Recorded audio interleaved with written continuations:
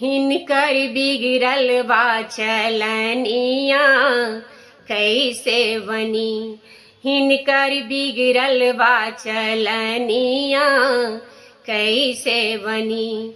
कैसे बनी हो राजा कैसे बनी। कैसे बनी हो राजा कैसे बनी। हिनकर बिगड़ल बा चलनिया कैसे बनी। सासू आबे साठी पूजन को मांगे अपना सरिया।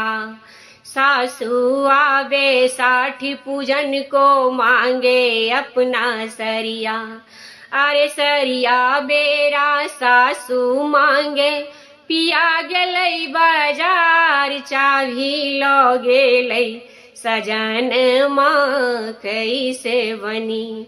चाभी लो गेलै सजन माँ कैसे बनी।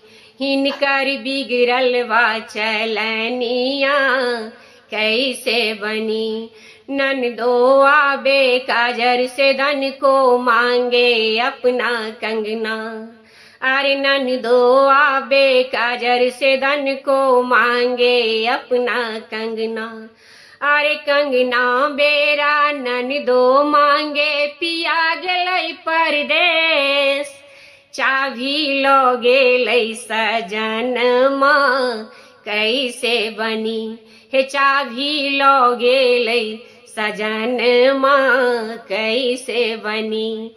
हिनकर बिगड़ल बा चलनिया कैसे बनी। गोतनो आबे भानस करन